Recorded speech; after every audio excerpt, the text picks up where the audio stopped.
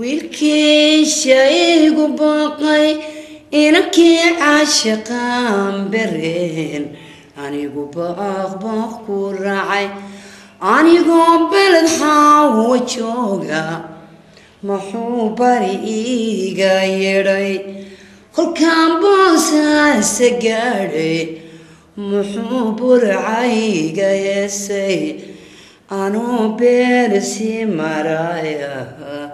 haddu badda boynka raacay inuu been ila jilaayay ada boqorow ogaye ibixiyooyiga badbaadi haddan bogsadoon karaysto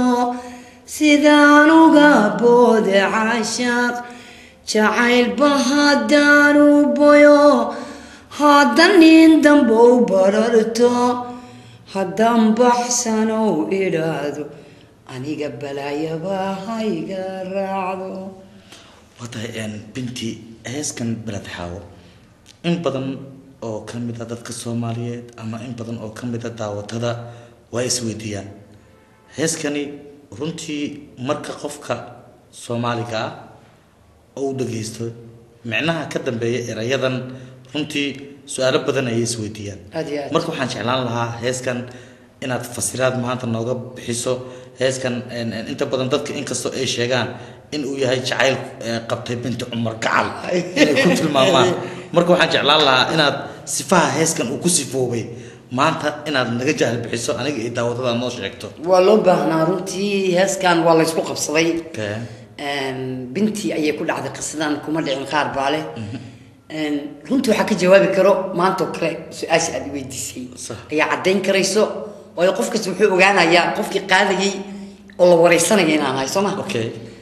heeskani waxa sameeyay may weydiisay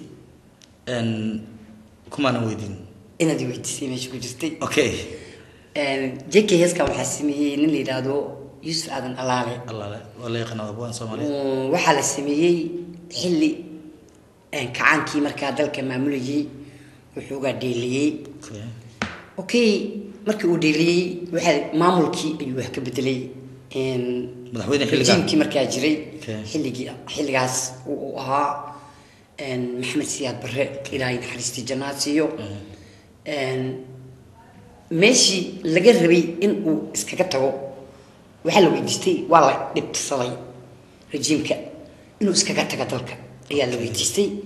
kala bedelid wasiirka kala bedelid buu kalay wasiirka arrimaha maxaa la yiraahdaa maaliyadda ayuu ahaa Maxamed Sheekh Cusmaan Allah u naxariiste ayuu ka bedelay wuxuu ku bedelay Cabdiraxmaan Jaamac Barre wuxuu ka wadaa abwaanku isla markaasna lama soo matuxi jirin rejiimka sidii uu yahay in laga cadeeyo meesha sim maldahan ayaa loo haa